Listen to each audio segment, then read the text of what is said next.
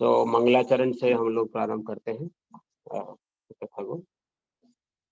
ओम अज्ञानतिमिरिन्दस्य ज्ञानञ्जनशलाकया चक्षुरुन्मिलितं येन तस्मै श्रीगुरुवे नमः। श्रीचैतन्यमनोभीष्टं स्थापितं येन भूतले स्वयं रूपकदा मह्यं ददाति स्वपदान्तिकम्। वन्देऽहं श्रीगुरु श्रीयुतापदकमलं श्रीगुरुन् वैष्णवांशं च श्रीरूपं साग्रजातं सहगना रघुनाथान्वितं तं सजीवं साद्वैतं सावधूतं परिजनसहितं कृष्णचैतन्यदेवं श्रीराधा कृष्णपदान् सहगना श्रीललिता श्रीविशाखान्वितमस्तित। हे कृष्ण करुणा सिंधु दीनबंधु जगतपते गोपेश गोपिका कांत श्री राधा कांत नमोस्तुते। तप्त कांचन गौरंगे श्री राधे वृंदावनेश्वरी वृषभानुसुते देवी प्रणमामि हरिप्रिये। वाञ्छाकल्पतरुभ्यश्च कृपा सिन्धुभ्येव च पतितानां पावनेभ्यो वैष्णवेभ्यो नमो नमः। जय श्री कृष्ण चैतन्य प्रभु नित्यानंद श्री अद्वैत गदाधर श्रीवासादि गौर भक्त वृंदा। कृपया आप सभी अनम्यूट करके मेरे साथ साथ भगवान के शुद्ध नाम का जप करने का बोलने का प्रयास करें। हरे कृष्णा हरे कृष्णा कृष्ण कृष्ण हरे हरे कृष्ण कृष्ण हरे हरे हरे राम राम राम हरे हरे हरे राम राम राम हरे हरे हरे कृष्णा कृष्ण कृष्ण हरे हरे हरे कृष्ण हरे कृष्ण कृष्ण कृष्ण हरे हरे हरे राम राम राम हरे हरे हरे राम राम हरे हरे हरे कृष्णा कृष्ण कृष्ण हरे हरे हरे कृष्ण कृष्ण कृष्ण हरे हरे हरे राम राम हरे हरे हरे राम राम हरे हरे। बहुत बहुत धन्यवाद सभी का। तो आज के भगवत गीता सत्र दूसरे अध्याय दूसरे में आप सभी का पुनः स्वागत है। आप सभी समय निकाल के अपने सनातन धर्म को पूर्ण करने हेतु जो आज इकट्ठा हुए हैं अपने विशेष धर्म करते हुए, उसके लिए मैं आभारी हूं। और आप सभी से प्रार्थना है कि आप पूर्ण उत्साह के साथ भगवत गीता के इस ज्ञान को स्वीकार करने के लिए तत्पर रहें, क्योंकि भगवत गीता कोई साधारण पुस्तक नहीं है और इसका ज्ञान जो है वो भी साधारण नहीं। क्या कोई बता सकता है हमने 3 बार हरे कृष्ण महामंत्र का जप क्यों किया? इस 3 की संख्या क्यों ली जाती है हमेशा? हमने अपने पिछली सेशन में इस बात का जिक्र किया है। 3 ही बार क्यों बोला जाता है किसी चीज को? Anybody knows that?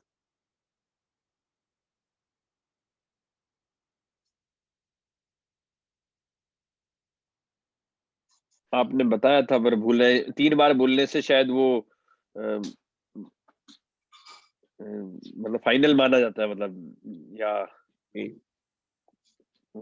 मिस कर रहे हैं वो पॉइंट। नहीं, कोई बात नहीं। प्रयास, भगवान से प्रयास देखते हैं प्रभु। और भगवान ने कभी भगवत गीता में नहीं कहा कि तुम भक्ति में जब निपुण हो जाओगे तभी मेरे पास आओगे। कृष्णा ऑलवेज सी इनिशिएटिव, हमेशा इनिशिएटिव लिया कितना हमने, वो भगवान कृष्ण का उद्देश्य रहता है। और 3 बार का उद्देश्य इसलिए शास्त्र में बोला गया है, किसी भी चीज़ को हमें जोर देना हो, तो 3 बार उस बात को बोला जाता है। जैसे संसार में हम देखें दृष्टिकोण से मैथमेटिकल ग्राउंड पे भी, किसी व्यक्ति को अपने कमरे से अगर बाहर निकालना हो हमें, एक बार में अगर वो नहीं सुनता तो 3 बार जो बोलते हैं बोला जाता है कि get out from here, get out from here, निकल जाओ उस कमरे से, निकल जाओ तुरंत। तो उसका मतलब अब कोई विकल्प बचा ही नहीं। उसी प्रकार से नारद पंचरात्र जो कि नारद मुनि ने वर्णन किया है शास्त्रों में भी, हरे नाम, हरे नाम, हरे नाम एव केवलम। हरि का नाम, हरि का नाम और हरि का नाम ही एकमात्र का साधन। कलौ नास्तेव नास्तेव नास्तेव गतिरन्यथा। इस कलयुग रूपी जो संसार में जीवन जो चल रहा है, जिस समय हम लोग जीवन जी रहे हैं, इस कलयुग में हरि का नाम ही एकमात्र साधन है अपने संसार से तरने का। हरि का नाम ही एकमात्र साधन है, हरि का नाम ही एकमात्र साधन है। 3 बार ये बात जोड़नी चाहिए, और कोई साधन नहीं, और कोई साधन नहीं, और कोई साधन नहीं। कलो नास्तेव इव नास्तेव इव नास्तेव गतिरन्यथा। गति पाने का, सदगति प्राप्त करने का और कोई विकल्प है ही नहीं। क्यों इस कलयुग में ऐसा बोला गया? ना यहाँ ब्राह्मण इस समय शुद्ध है, ना हवन सामग्री शुद्ध है, ना मनुष्य की बुद्धि शुद्ध है, ना उसका व्यक्तित्व शुद्ध है। इस अशुद्धि वाली अवस्था में क्या करें हम, जिससे कि हमें वही रिजल्ट मिले जो सतयुग में लोगों को लाखों वर्ष, 60,000 साल, 1,00,000 साल लोगों की उम्र हुआ करती थी त्रेता युग में। उस इसलिए वो 60-60 हजार साल, 70,000 साल तपस्या कर लेते थे। वही द्वापर युग में, त्रेता युग में आए तो उनका फिर वही जो पुण्य हुआ, तपस्या प्राप्त करके भगवान को प्राप्त किया। फिर त्रेता युग के बाद सतयुग, और सतयुग के बाद त्रेता में उसी उस प्रकार से हवन सामग्री और ऑस्टेरिटी का बोलबाला हुआ। तपस्या लोग जबरदस्ती इतनी प्रगाढ़ तपस्या कर ली कि और कोई भगवान को प्रकट कर लिया अपनी तपस्या के बलबूते। वहीं द्वापर में मूर्ति पूजा, भगवान के विकल्प और भगवान के मंदिरालयों में भगवान की स्तुति का बोलबाला रहा। तो भगवान के मूर्ति से भगवान प्रकट हो जाते थे। इतने इतने भावग्राही होते थे लोग कि भगवान को मूर्ति से प्रकट कर लिया करते थे। तो इतने इतने भाव से भगवान की मूर्ति की पूजा होती थी। इस कलयुग में कुछ भी संभव नहीं है, क्योंकि हम भगवान, पहली बात तो मूर्ति में विश्वास ही बहुत कम होता है। लोग कहते हैं पत्थर की मूर्ति, इसमें क्या विश्वास करना है, पत्थर में क्या विश्वास करना। लोग ऐसे कुछ हैं बोलते हैं। कुछ लोग बोलते हैं कि भगवान, कुछ लोग भगवान में ही विश्वास नहीं है, भगवान है भी कि नहीं है, किसने देखा है, कौन है भगवान। तो इतनी मलिन बुद्धि है, इस मलिन बुद्धि को एकदम से ठीक नहीं कर सकते। तो क्या जरिया है भगवान को प्राप्त करने का? शास्त्र हमारी माता है, वो हम सभी जानते हैं। एक माँ जानती है मेरे पुत्र को किस समय क्या चीज देनी है। तो इस कलयुग में माता को हमारी पता है, शास्त्र को, क्या जरूरी है हमारे लिए, जिससे कि हम अपने पिता को प्राप्त कर लें और वही गुण, वही सब चीजें प्राप्त कर सकें जो कि सतयुग में, त्रेता युग में प्रगाढ़ तपस्या करके और हवन आदि करके, ऑस्टेरिटीज करके या मूर्ति पूजा करके जो लोग प्राप्त किया करते थे, जो फल को, वो फल खाली इस हरिनाम से इस युग में प्राप्त किया जा सकता है। कलयुग के बारे में वर्णन आता है कली दुख दोषानु अस्ति एक महान गुणा की, मैं उस प्रथम लाइन उसकी मैं भूल रहा हूँ। उसमें वर्णन आता है कि कलयुग केवल नाम आधारा, सिमर सिमर नर अतरहि पारा। अर्थात ये मैं हिंदी का इसका अनुवाद किया, कलयुग केवल नाम का ही कलयुग है, खाली नाम स्मरण करने से ही इस कलयुग से पार किया जा सकता है। और अस्ति एक महान गुणा कीर्तन है देव कृष्ण से सर्वपापनिशंसने। इसका प्रथम लाइन में क्षमा करिए, मैं भूल रहा हूँ, उसको मैं याद करके आपको अगली श्लोक में, कथा में, क्लास में बताऊंगा कि, लेकिन बहुत अच्छा श्लोक है ये, जिसमें क्या है, कलयुग केवल नाम का ही कलयुग है। अस्ति एक महान गुण है, इसमें एक महान गुण है, एक गुण, एक ऐसा महान गुण है इसमें, सभी दोषों से भरा हुआ है कलयुग, लेकिन उसमें एक गुण एक ही खाली गुण इसके अंदर है। क्या गुण है? अस्ति एक महान गुण, कीर्तन देव कृष्ण से सर्व पापम शनिश। कीर्तन देव कृष्ण, भगवान कृष्ण का कीर्तन करने मात्र से सर्व पापम शनि शनि, सारे पापों का नाश समाप्त हो सकता है। तो यहाँ पर इसलिए हम 3 बार किसी भी धर्म ग्रंथ को या किसी बात को हम जोड़ देके बोलते हैं, क्योंकि शास्त्रों में इसका उल्लेख है और भगवान के नाम से बढ़कर कोई और शक्ति नहीं है संसार में, जो कि हमें सद्गति प्राप्त करा सके। तो इसलिए भगवान के नाम का सहारा लेते हुए भगवत गीता की शरण में हम लोग आगे बढ़ते हैं। और आगे बढ़ने से पहले, जैसे मैंने कहा, भगवान के शुद्ध नाम का जप हम लोग करेंगे, एक माला। सभी लोग, जो लोग मेरे साथ जुड़े हैं, जिनके पास माला थैली है, वो कृपया करके अगले 5 मिनट, 5 से 7 मिनट मेरे साथ जप करें। जिनके पास माला नहीं, थैली नहीं है, वो उँगली पर गिन के 108 बार इस हरे कृष्ण महामंत्र का जप करना है। इससे क्या होगा कि हम एक माला जप भगवान की कर लेंगे। एक माला में एक बार में 16 शब्द हैं ये, और एक माला में 108 बार बोला जाता है। तो एक माला जप अर्थात 16 गुणा 108, उतनी बार हम हरे कृष्ण और राम का उच्चारण करेंगे। इसका उद्देश्य क्यों किया था, मैं पिछली कक्षा में बता चुका हूँ कि हम अलग-अलग भाव के साथ संस्कारों, तो ये हरिनाम जो है हमारे हृदय को शुद्ध करेगा और आज की कथा को हम अपने अंतःस्थल में समझ पाएंगे।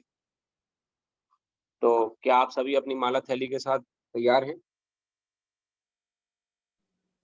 जरूर तैयार है प्रभु जी।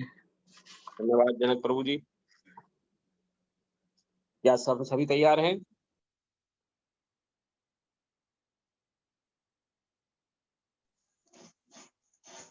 हाँ जी। धन्यवाद माता जी। तो जो लोग नहीं भी तैयार हैं वो हो जाएं, कोई बात नहीं। हरि नाम की ट्रेन ऐसी नहीं है कि अगर ये ट्रेन स्टेशन में छूट जाए तो आप उसमें बैठ नहीं सकते। जहां भी आपको मौका मिले आप इस हरि नाम की ट्रेन में बैठ जाइएगा। ये अगले 7 मिनट तक ट्रेन अब स्टेशन से निकल रही है। तो जैसा हमने कहा कि महामंत्र शुरू करने से पहले अपने आप गुरु, जो आपके गुरु हैं, उनको प्रणाम करिए, क्योंकि गुरु के बिना गति नहीं है, गुरु के बिना भगवान कृष्ण की प्राप्ति नहीं हो सकती। तो श्री गुरुदेव के चरणों में प्रणाम करते हुए, उनके मंत्रोच्चारण करते हुए, अगर आपके गुरु हैं तो आप अपने गुरु को मन ही मन प्रणाम करें। और उसके बाद हम श्रील प्रभुपाद को प्रणाम करेंगे और श्रील प्रभुपाद के बाद श्री चैतन्य महाप्रभु को प्रणाम करके फिर हरे कृष्ण महामंत्र आरंभ करेंगे। गुरु को मैं अपने प्रणाम करने जा रहा हूँ। मेरे सदगुरुदेव महाराज की जय। यस माम विष्णु पदाय कृष्ण पृष्ठाय भूतले श्रीमते नवयोगेन्द्र स्वामिनी नामे नमस्ते प्रभुपाद देवे नाम संकीर्तन विचार निर्विशेष शून्यवादी समस्त देशतार। इसके बाद श्रीला प्रभुपाद को हम प्रणाम करेंगे। आप मेरे पीछे पीछे बोल सकते हैं श्रीला प्रभुपाद जी का प्रणाम मंत्र। नमा ओम विष्णु पदाय नमो विष्णुपदाय पृष्ठाय भूतले पुष्पाय भूतले श्रीमते भक्ति वेदांत श्रीमते स्वामिनीति नामिने नामिने नमस्ते सरस्वती देवे नमस्ते सरस्वती देवे गौरवाणी प्रचारिणे गौरवाणी प्रचारिणे शून्यवादी निर्विशेष शून्यवादी पाश्चात्य देशतारिणे पाश्चात्य देशतारिणे। इसके बाद श्री कृष्ण चैतन्य महाप्रभु को प्रणाम करेंगे हम उनके पार्षदों से।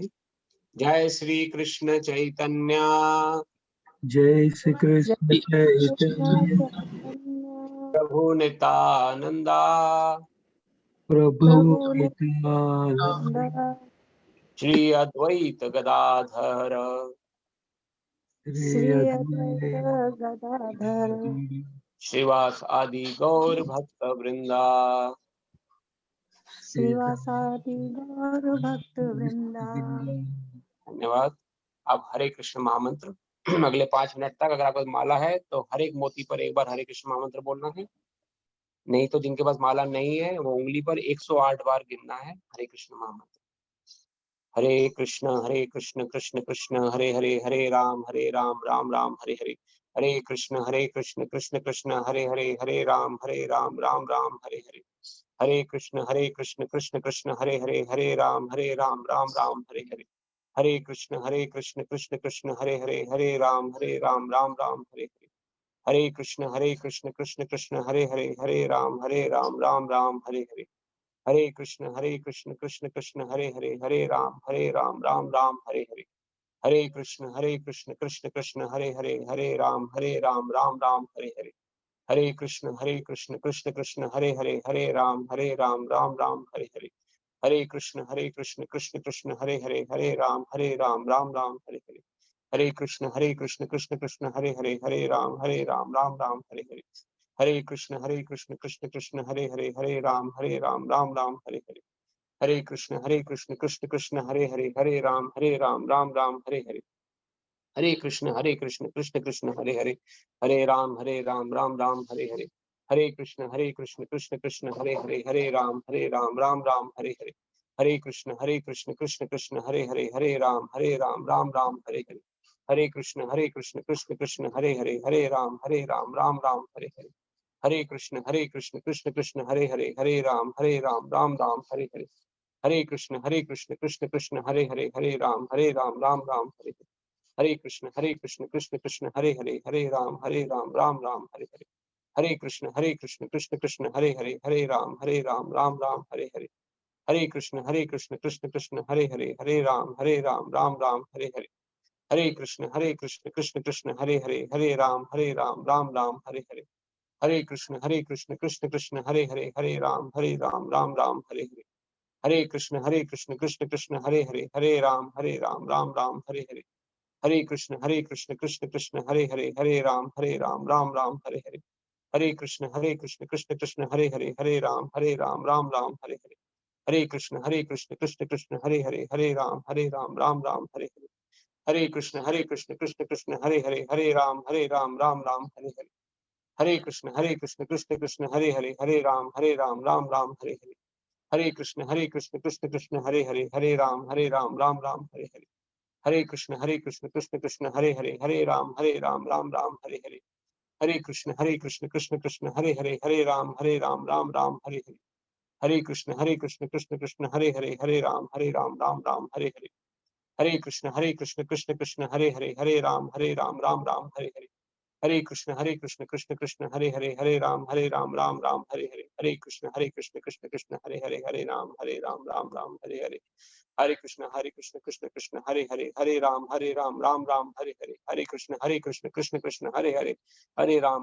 राम राम हरे हरे। हरे कृष्ण कृष्ण कृष्ण हरे राम राम हरे हरे। हरे कृष्ण कृष्ण कृष्ण हरे राम राम हरे हरे। हरे कृष्ण कृष्ण कृष्ण हरे राम राम हरे हरे। हरे कृष्ण कृष्ण कृष्ण हरे राम राम हरे हरे। हरे कृष्ण कृष्ण कृष्ण हरे राम राम हरे हरे। हरे कृष्ण कृष्ण कृष्ण हरे राम राम हरे हरे। हरे कृष्ण कृष्ण कृष्ण हरे राम राम हरे हरे। हरे कृष्ण कृष्ण कृष्ण हरे राम राम हरे।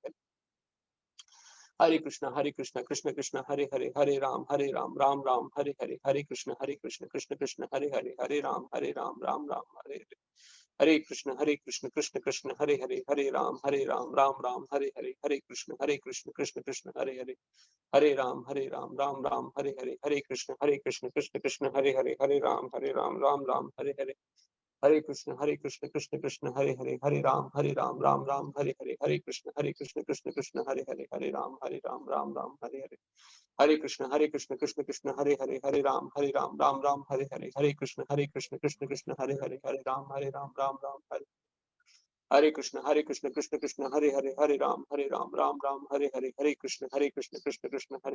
राम हरे हरे। हरे कृष्ण कृष्ण कृष्ण हरे राम राम हरे हरे।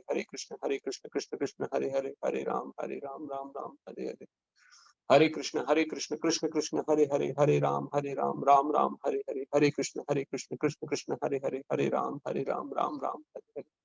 हरे कृष्ण कृष्ण कृष्ण हरे राम राम हरे हरे। हरे कृष्ण कृष्ण कृष्ण हरे राम राम हरे हरे। हरे कृष्ण कृष्ण कृष्ण हरे राम राम हरे हरे। हरे कृष्ण कृष्ण कृष्ण हरे राम राम हरे हरे। हरे कृष्ण कृष्ण कृष्ण हरे राम राम हरे हरे।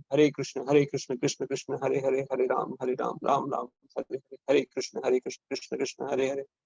हरे राम राम राम हरे हरे, हरे कृष्ण कृष्ण कृष्ण हरे हरे, हरे राम राम राम हरे हरे, हरे कृष्ण कृष्ण कृष्ण हरे हरे, हरे राम राम राम हरे हरे, हरे कृष्ण कृष्ण कृष्ण हरे हरे, हरे राम राम राम हरे हरे, हरे कृष्ण कृष्ण कृष्ण हरे हरे, हरे राम राम राम हरे हरे, हरे कृष्ण कृष्ण कृष्ण हरे हरे, हरे राम राम राम हरे हरे, हरे कृष्ण कृष्ण कृष्ण हरे हरे, हरे राम राम राम हरे हरे, हरे कृष्ण कृष्ण कृष्ण हरे हरे, हरे राम राम राम हरे हरे, हरे कृष्ण कृष्ण कृष्ण हरे हरे, हरे राम राम राम हरे हरे, हरे कृष्ण कृष्ण कृष्ण हरे हरे, हरे राम राम राम हरे हरे, हरे कृष्ण कृष्ण कृष्ण हरे हरे, हरे राम राम राम हरे हरे, हरे कृष्ण कृष्ण हरे हरे, हरे राम राम राम हरे हरे, हरे कृष्ण कृष्ण कृष्ण हरे हरे, हरे राम राम राम हरे हरे, हरे कृष्ण कृष्ण कृष्ण हरे हरे, हरे राम राम राम हरे हरे, हरे कृष्ण कृष्ण कृष्ण हरे हरे, हरे राम राम राम हरे हरे, हरे कृष्ण कृष्ण कृष्ण हरे हरे, हरे राम राम राम हरे, हरे कृष्ण कृष्ण कृष्ण हरे हरे, हरे राम राम राम हरे हरे, हरे कृष्ण कृष्ण कृष्ण हरे हरे, हरे राम राम राम हरे हरे, हरे कृष्ण कृष्ण कृष्ण हरे हरे, हरे राम राम राम हरे हरे,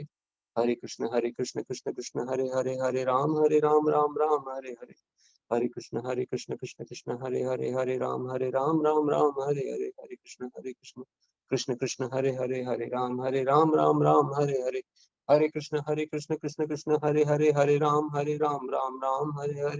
हरे कृष्ण कृष्ण कृष्ण हरे हरे, हरे राम राम राम हरे हरे, हरे कृष्ण कृष्ण कृष्ण हरे हरे, हरे राम राम राम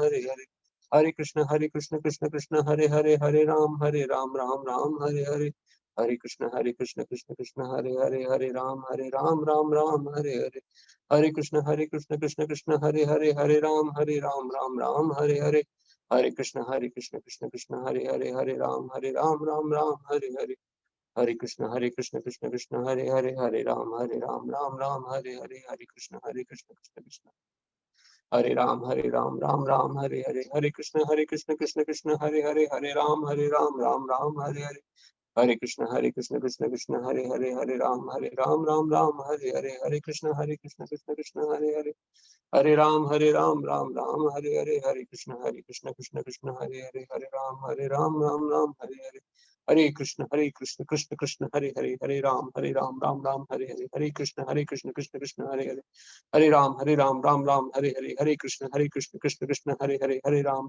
राम राम हरे हरे, हरे कृष्ण कृष्ण कृष्ण हरे हरे, हरे राम राम राम हरे हरे, हरे कृष्ण कृष्ण कृष्ण हरे हरे, हरे राम राम राम हरे हरे, हरे कृष्ण कृष्ण कृष्ण हरे हरे, हरे राम राम राम हरे हरे, जय श्री कृष्ण चैतन्य प्रभु नित्यानंद, श्री अद्वैत गदाधर श्रीवासादि गौर भक्त वृंद की जय।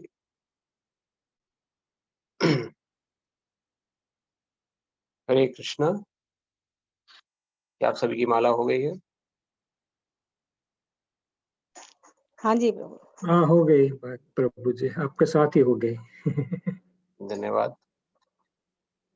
जिनकी नहीं हुई है वो बीच में ना छोड़ें, वो करते रहें। हम लोग कथा में आगे बढ़ते हैं, और जब माला आपकी समाप्त हो जाए 108 बार आप गिन लें, तो फिर से जय श्री कृष्ण चैतन्य प्रभु नित्यानंद श्री अद्वैत गदाधर श्रीवासादि गौर भक्त वृंद, इस मंत्र का उच्चारण करें।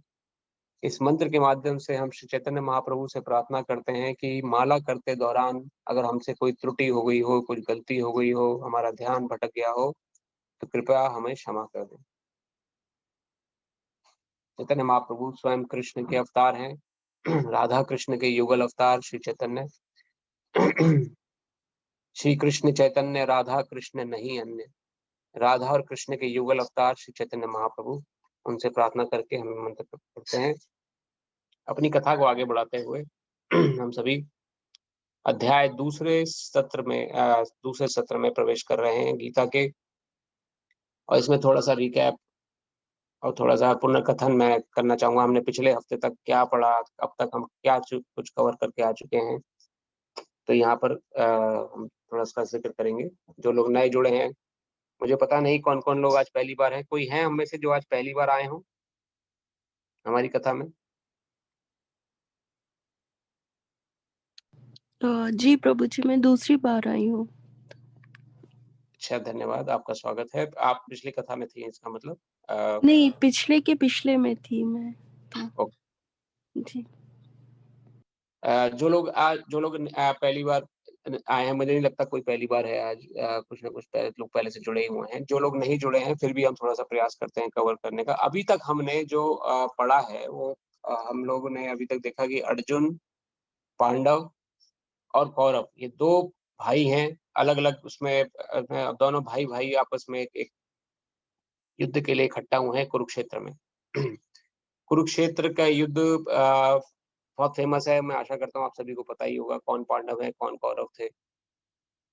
कोई है हम में से जो नहीं जानते कि कौरव कौन थे और पांडव कौन थे? मेरे ख्याल से सभी जानते हैं। कुरुक्षेत्र का युद्ध उनके बीच में, कुरुक्षेत्र बहुत फेमस बैटल है। बैटल ऑफ कुरुक्षेत्र के नाम से हमने पढ़ा भी है, सभी लोगों ने पढ़ा होगा। तो ये इसमें क्या हुआ था कि भाई-भाई आपस में लड़े थे और खाली पांडव पक्ष विजय हुआ था। क्यों? क्योंकि वो धर्म के साथ थे। धर्मो हि धर्मस्ति रक्षितः। धर्म से ही धर्म की रक्षा करता है। धर्म, अगर आप धर्म की रक्षा करेंगे, तो धर्म आपकी रक्षा करेगा। धर्म अर्थात ये नहीं कि मैं हिंदू, आप मुसलमान, वो सिख, वो ईसाई। These are rubber stamps. ये रबर स्टैम्प्स हैं। इनको ये धर्म नहीं है। किसी भी धार्मिक पुस्तक में धर्म नहीं है। यहाँ तक कि भगवत गीता में भगवान ने अर्जुन को ये नहीं कहा कि हे अर्जुन तुम हिंदू हो, इसलिए मैं तुम्हें भगवत गीता सुना रहा हूँ। हे अर्जुन तुम इंडियन हो, इसलिए मैं तुम्हें भगवत गीता सुना रहा हूँ। भगवान ने कहा अर्जुन को कि तुम जीव हो। सो हूएवर इज, जो भी इंसान आत्मिक स्वरूप को पहचानता है, अपने स्वरूप को जानता है, उसके लिए भगवत गीता है। ये ज़रूरी नहीं है कि वो हिंदुस्तानी है, कि वो हिंदू है, कि वो अमेरिकन है, कि वो सिख है, कि वो अफ़गानी है, कि वो मुसलमान है, कुछ भी, कोई भी व्यक्ति गीता को अनुभव करके गीता का उपयोग कर सकता है और गीता को के फ़ायदे अपने जीवन में डाल सकता है। क्योंकि ये व्यक्ति विशेष, ये जीव विशेष के लिए ज्ञान है। तो गीता धार्मिक पुस्तक है, इज़ अ रूल बुक। तो जो धर्म के अनुसार जीवन जी रहा है, जो गीता के अनुसार जीवन जी रहा है, वो धर्म के साथ समझा जाता है और उसकी रक्षा फिर धर्म ही करता है मुसीबत में। कोई भी डिस्ट्रेस आती है, कोई मुश्किल आती है, तो उसकी रक्षा फिर धर्म ही करता है। तो गीता का ज्ञान हम लोग सब जानने निकले हैं। क्या रूल्स उसमें लिखे हैं, हम सभी ने डिस्कस किया था अपनी पिछली कक्षा में। अगर आप रेगुलरिटी से आएँगे, तो आपको पता रहेगा कि क्या-क्या रूल हम डिस्कस कर चुके हैं। रूल हमने कुछ रूल्स चैप्टर 1 में डिस्कस करे थे। पहला रूल था कि हमें पक्षपाती नहीं बनना है।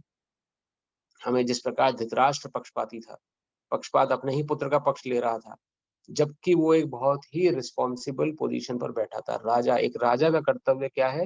राजा का कर्तव्य होता है प्रजा को पुत्र के समान समझना। उसकी संपूर्ण प्रजा उसकी संतान है।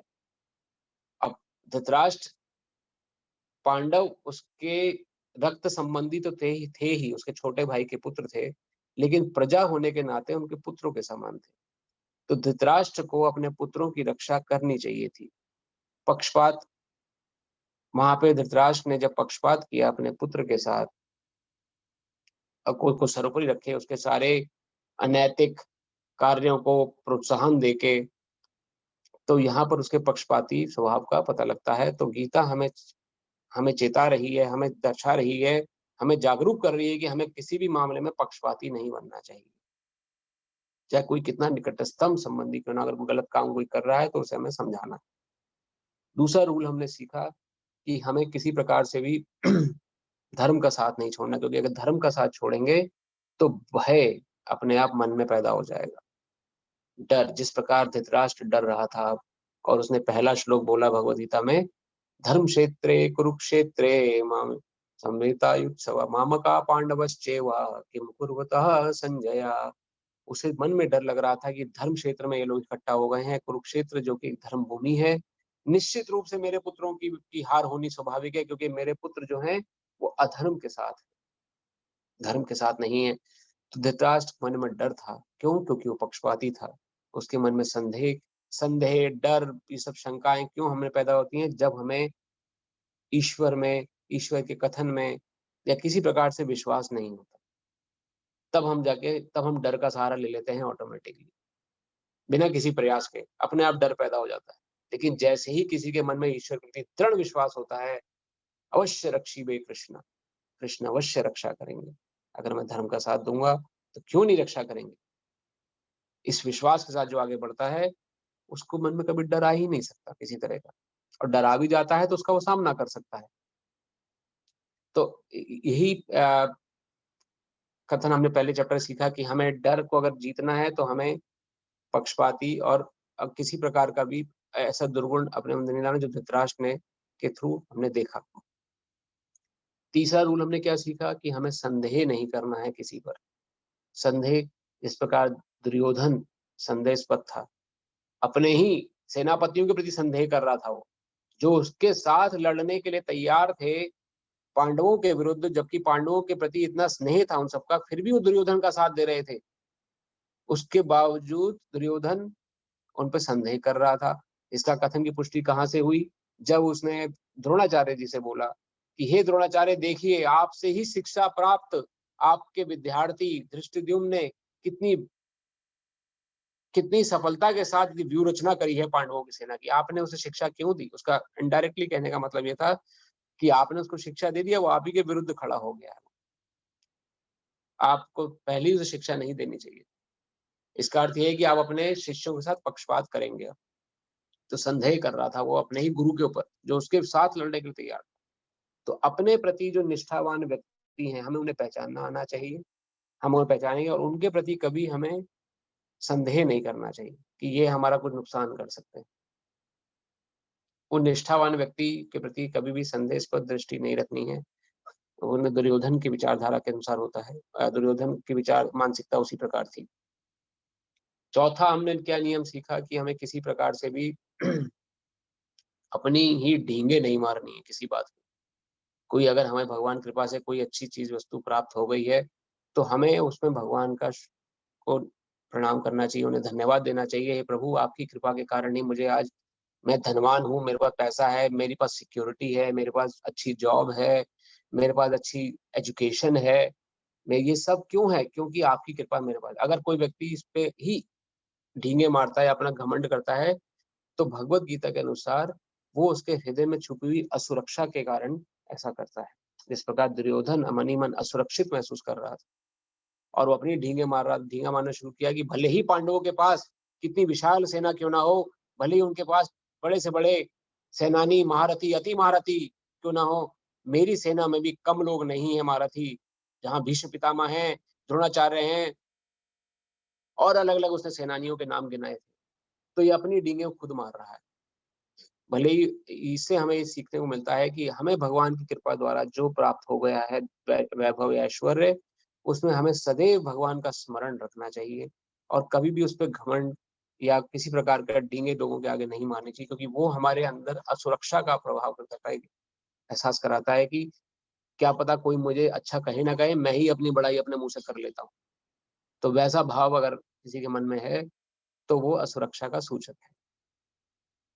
जैसा भी है भगवान का दिया हुआ है, उसमें हमें संतुष्ट रहना चाहिए। इसके बाद हमने सीखा किस प्रकार अर्जुन जो है वो अपने ही अटैचमेंट जो अत्यधिक अटैचमेंट हमने सीखा, किसी भी व्यक्ति विशेष से अत्यधिक अटैचमेंट होगी या वस्तु विशेष से अत्यधिक अटैचमेंट होगी तो वो हमारे दुख का कारण बनेगा। हमारे दुख का जो कारण, प्रमुख कारण होता है, वो किसी व्यक्ति विशेष, वस्तु विशेष से अत्यधिक अटैचमेंट का कारण होता है।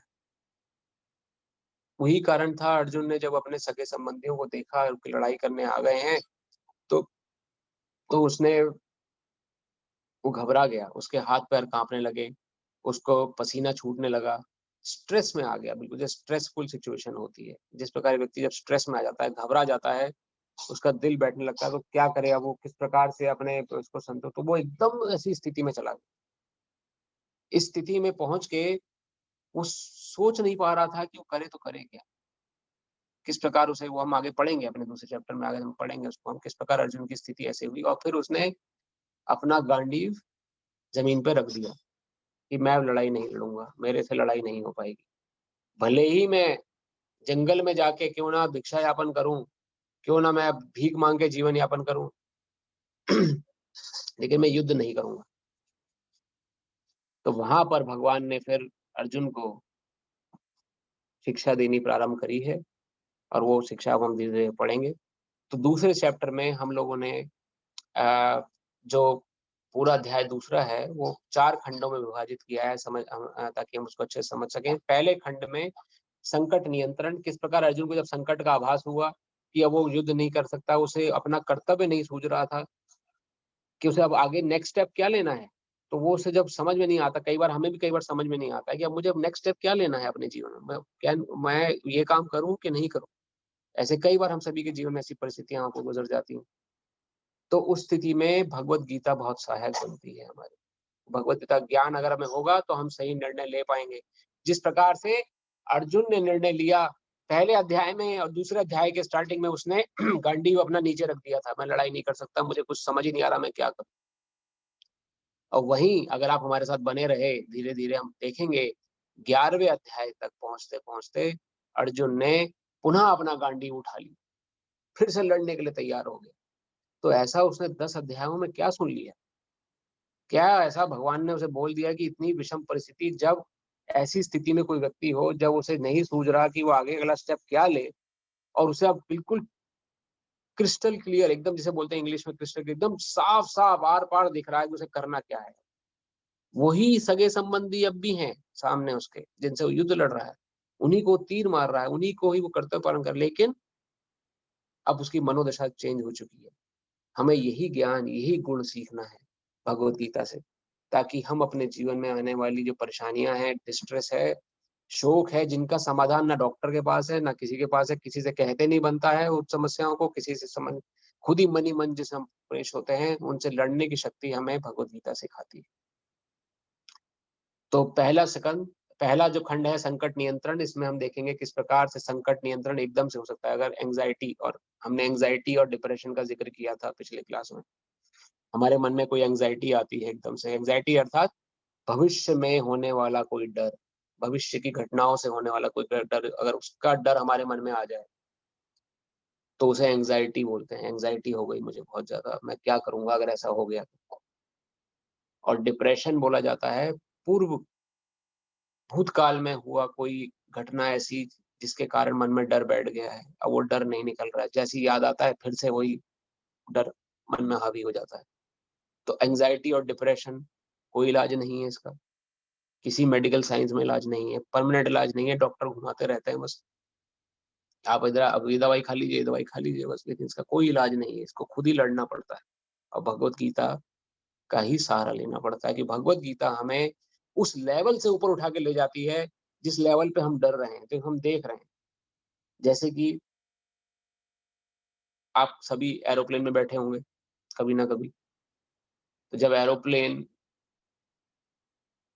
टेक ऑफ करने वाला होता है, उड़ने वाला होता है, तो उसके चारों तरफ बिल्डिंगें होती है, बहुत बड़ी बड़ी बिल्डिंग कई बार होती है। एयरपोर्ट जो है शहर के बीच में कई बार होता है, तो ऊंची ऊंची इमारतें कई बार दिखने को मिलती हैं कि हम एरोप्लेन के अंदर बैठे हैं।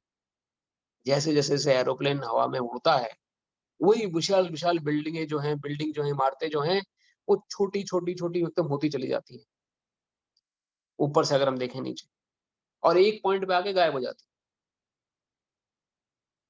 ठीक उसी प्रकार हमारा जो मन का डर है, जो एंजाइटी है, जो डिप्रेशन है, या कोई भी भाव हमारे मन में ऐसे हमें घबरा के रखता है, जब तक हम उसे देखते हैं भगवत गीता के बिना, वो हमें ऊंची ऊंची बिल्डिंगों के समान दिखता है। अरे कितना बड़ा डर है, क्या करूंगा, ऐसा हो गया तो, ऐसा हो गया तो क्या होगा, अगर वही चीज जो घटना पहले घटी थी दोबारा घट गई तो क्या होगा।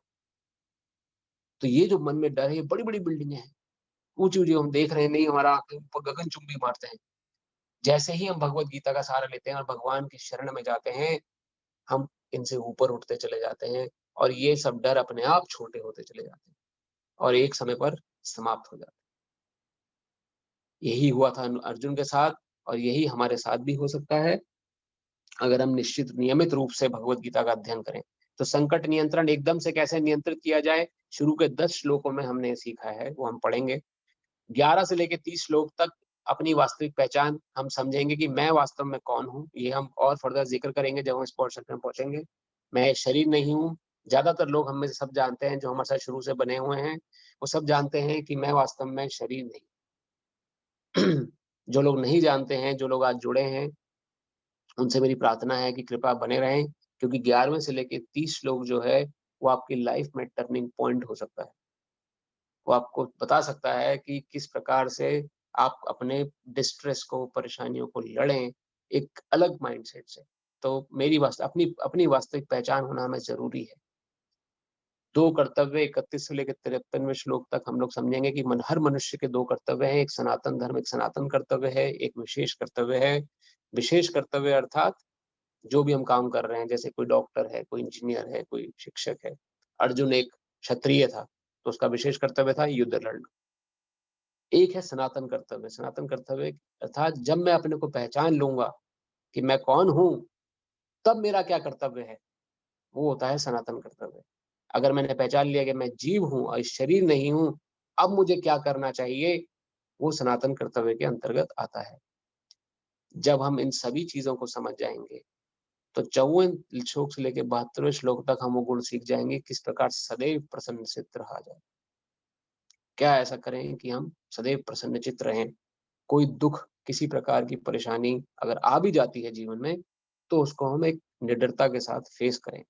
उसको एक दृढ़ता के साथ फेस करें और प्रसन्न रहें हमेशा।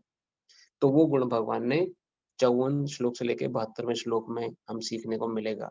और एक बड़ा हमें एक कुछ टिप्स मिलेंगे उसमें जानने के लिए।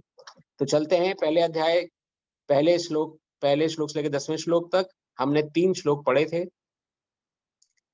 और इन श्लोकों में हमने पुष्टि करी थी कि वास्तव में भगवान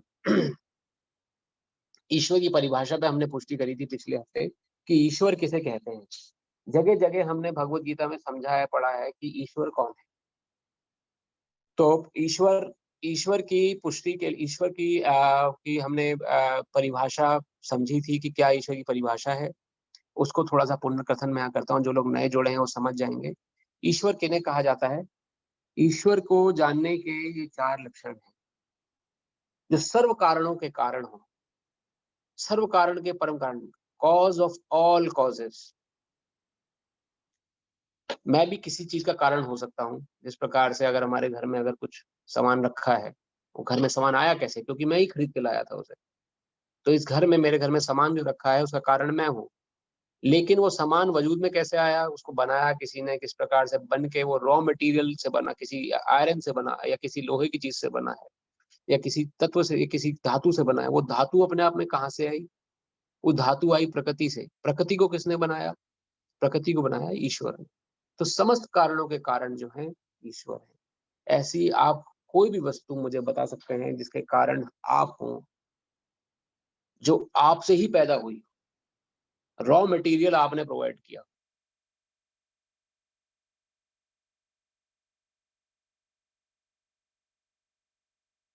क्या कोई आप लोगों की समझ में आता है? कोई ऐसा, शायद मैं भूल भी रहा हूँ, मुझे नहीं भी ध्यान पड़ रहा, क्या पता आपके समझ में आ जाए कि उस चीज का रॉ मटेरियल, कोई भी चीज लीजिए, कार लीजिए अपने घर की, आयरन से बनी है, आयरन प्रकृति से मिला है, उससे कार, कोई भी वस्तु आप लीजिए, कोई धातु लीजिए, कोई पदार्थ, इवन हमारा शरीर भी जो है, ये भी हमने नहीं बनाया। ये शरीर भी पंचभूतों से बना है, पृथ्वी जल अग्नि वायु आकाश। ये पृथ्वी जल अग्नि वायु आकाश कहाँ से आए? प्रकृति की देन है। प्रकृति कौन है? मम अध्यक्षेण प्रकृति, अर्थात भगवान कृष्ण भगवत वर्णन करते हैं, प्रकृति मेरी ही शक्ति, मेरी अध्यक्षता में कार्य कर रही है। तो ये शरीर तक मैंने नहीं बनाया, तो बाकी वस्तुएं तो मैं क्या सोच सकता हूँ? तो फिर एक इंसान घमंड क्यों होती है? यहाँ पे हमें मूल्य शिक्षा सीखने को मिलती है कि हमें कभी भी किसी भी चीज पर घमंड नहीं करना है। अगर हमारे पास बुद्धि भी है, तो बुद्धि का भी सोर्स मैं नहीं हूँ। अगर मैं बहुत बुद्धिमान भी हूँ, तो बुद्धि मेरे अंदर से भगवान की कृपा के कारण ही आई है। मैंने पैदा नहीं करी है। मैं रोज इंजेक्शन नहीं लगाता अपने सिर के अंदर कहीं पर भी, जिससे मैं अच्छे आइडियाज लेके आ सकूं अपने लिए या किसी और के लिए, अपने जॉब में अच्छा कुछ प्रेजेंट कर सकूं। ये मुझे स्वतः मिल रहा है और उसका मैं उपयोग कर रहा हूँ। तो सर्व कारणों के परम कारण उन्हें ईश्वर कहा जाता है। सबके स्वामी। मैं भी किसी का स्वामी हो सकता हूँ, जैसे मेरा परिवार है, या कोई वस्तु हमने खरीदी, उसका स्वामी मैं हूँ। लेकिन वो वस्तु क्या मेरे साथ हमेशा रहेगी? कभी ना कभी तो मेरे से ले ली जाएगी वो वस्तु। जैसे कोई भी चीज इस शरीर से जुड़ी हुई जो भी वस्तु है वो मेरे से एक दिन छीन ली जाएगी। ठीक उसी प्रकार जिस प्रकार हम रेंटेड अपार्टमेंट में रहते हैं, रेंट वाले अपार्टमेंट में कभी हम क्लेम नहीं कर सकते कि ये मकान मेरा है। अपने मन के मुताबिक उसमें कीले नहीं लगा सकते, कोई रंग पुताई नहीं कर सकते, क्योंकि रेंटेड अपार्टमेंट है। मकान मालिक से पूछना पड़ेगा हर काम के लिए ये कर सकते हैं कि नहीं कर सकते। मेरे ख्याल सभी का ऐसा अनुभव रहा होगा। उसी प्रकार से ये शरीर और इस शरीर से संबंधित हर वस्तु हमें रेंट पे मिली है, चाहे वो परिवार हो, चाहे वो घर गृहस्थी हो, चाहे वो सामान हो, कुछ भी हो, एक दिन मेरे से सब छीन लिया जाएगा। सब कुछ टेम्पररी है प्रभु जी। हाँ। सब टेम्पररी है प्रभु, टेम्पररी। इसीलिए टेम्पररी कहा गया।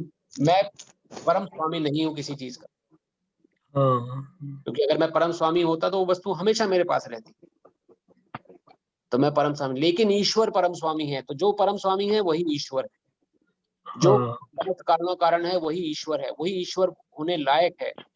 क्योंकि अगर वो भी अगर स्वामी नहीं है और कारण नहीं है वो, तो ईश्वर उसे ईश्वर क्यों कहेंगे फिर? बराबर। उसी प्रकार से परम नियंता, कंट्रोलर, कंट्रोलर अर्थात मैं कुछ हद तक कंट्रोल कर सकता हूँ। अपने अपने बच्चों को भी बोल सकता हूँ कि भाई ये सब काम मत करो, वो मेरे कहना मानते हैं, कुछ समय तक मानेंगे, फिर मानना बंद कर देंगे। तो कहाँ का मैं कंट्रोलर रह गया? किसी को मैं बोलता हूँ ये काम करो आप, तो अगर उसकी मेरे प्रति श्रद्धा होगी तो वो काम करेगा, नहीं तो नहीं करेगा। अपनी संतान तक अपने माता पिता कहना मानना स्वीकार कर देती है, तो किस बात के हम कंट्रोलर हैं? तो जो लोग क्लेम करते हैं कि I am the supreme controller, मैं ही सर्वे सर्वा हूँ संसार का, क्या वास्तव में सर्वे सर्वा है? अपने शरीर तक को हम कंट्रोल नहीं कर सकते।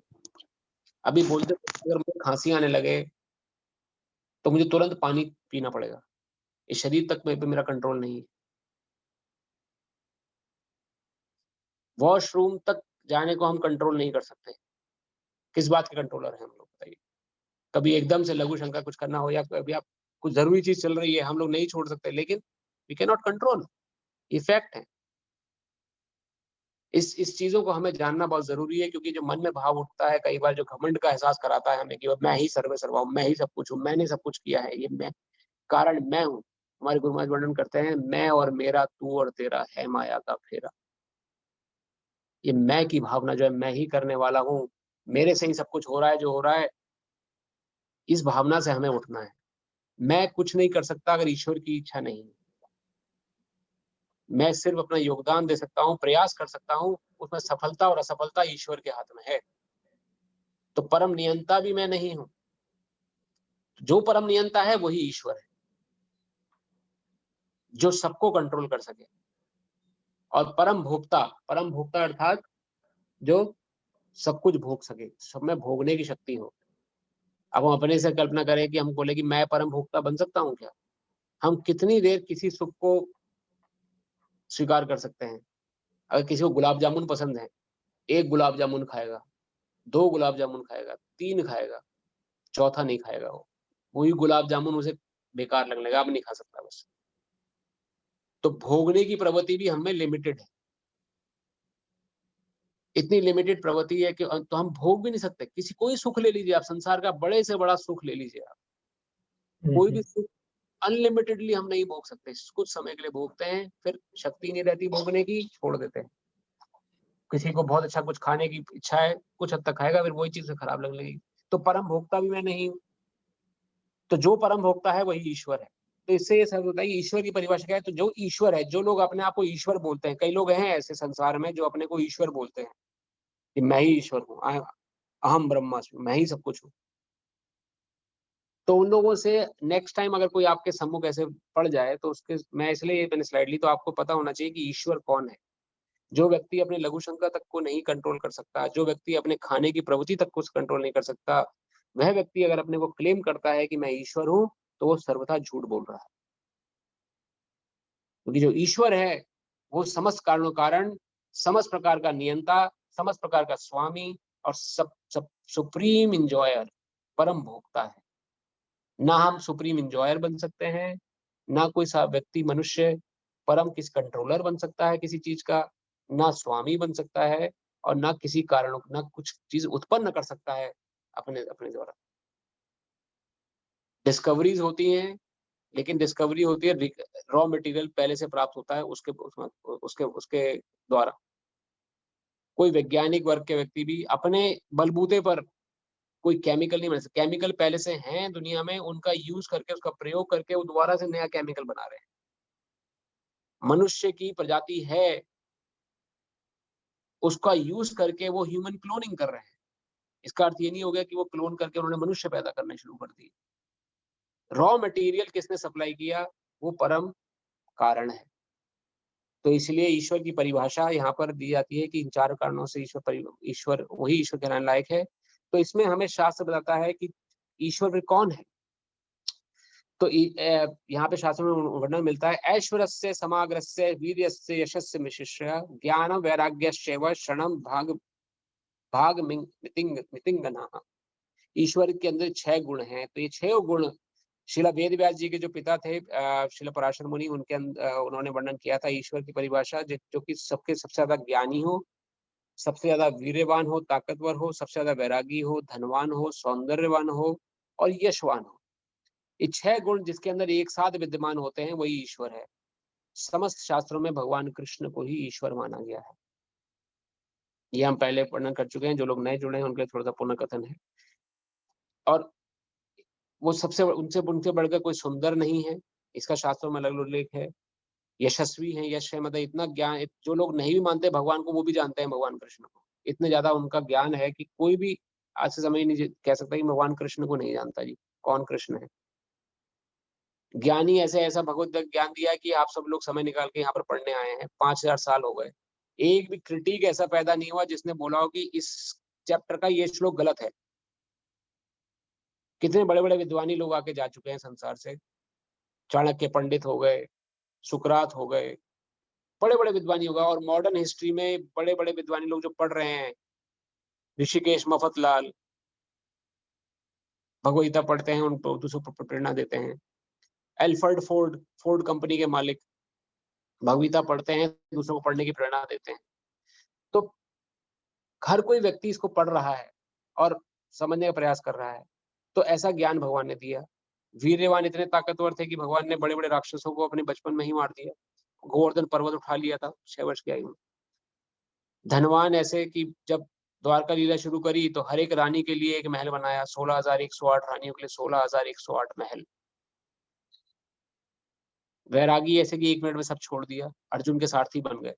इतने बड़े राजा के प्रकांड विद्वान होने के और राजा होने के कारण बाद भी वैरागी बनने को तैयार हो गए और वो अर्जुन के ड्राइवर बन गए। कौन ड्राइवर बनने के लिए प्रयास करता है?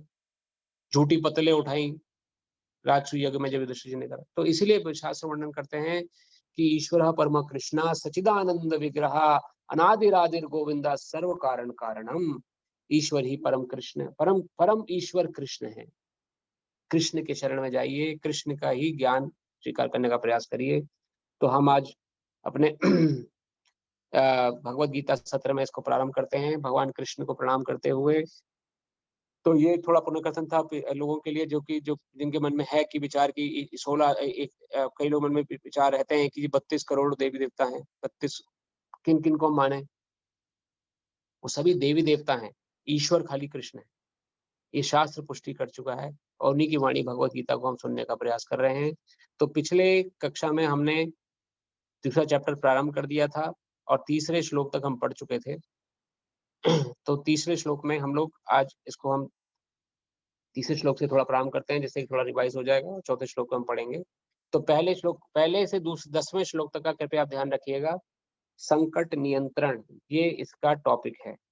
तो हमारी जो समरी निकलेगी इन 10 श्लोकों की, ये निकलेगी कैसे हम संकट को नियंत्रण कर सकते हैं, तुरंत एंजाइटी को खत्म कर सकते हैं या डिप्रेशन को। अब यहाँ पर अर्जुन जी कह रहे हैं, पहला श्लोक मैं पढ़ता हूँ। क्लैब्यमास्मः गमा पार्थ नेत्रत्वपद्यते शूद्रं हृदय दौर्बल्यं त्यक्तवोत्तिष्ठ परन्तपः। प्रतापुत्र है, इस हीन नपुंसकता को प्राप्त मत हो, यह तुम्हें शोभा नहीं देती। शत्रुओं के दमन करता, हृदय की शुद्ध दुर्बलता को त्याग कर युद्ध के लिए खड़े हो। श्रीला प्रभुपाद की जय। अर्जुन को प्रथापुत्र के रूप में संबोधित किया गया है। प्रथा अर्थात प्रथा कृष्ण के पिता वसुदेव की बहन थी, अर्थात कृष्ण के साथ अर्जुन का रक्त संबंध था। यदि क्षत्रिय पुत्र लड़ने को मना करता है तो वह नाम का क्षत्रिय है, और यदि ब्राह्मण पुत्र अपवित्र कार्य करता है तो वह नाम का ब्राह्मण है। ऐसे क्षत्रिय तथा ब्राह्मण अपने पिता के अयोग्य पुत्र होते हैं, अतः कृष्ण ये नहीं चाहते कि अर्जुन ये अयोग्य क्षत्रिय पुत्र कहलाएं। अर्जुन कृष्ण का घनिष्ठतम मित्र था और कृष्ण प्रत्यक्ष रूप से उसके रथ का संचालन कर रहे थे, किंतु इन सब गुणों के होते हुए भी यदि अर्जुन युद्ध भूमि को छोड़ता है तो वह अत्यंत निंदनीय कार्य करेगा। अतः कृष्ण ने कहा कि ऐसी प्रवृत्ति अर्जुन के व्यक्तित्व को शोभा नहीं देती।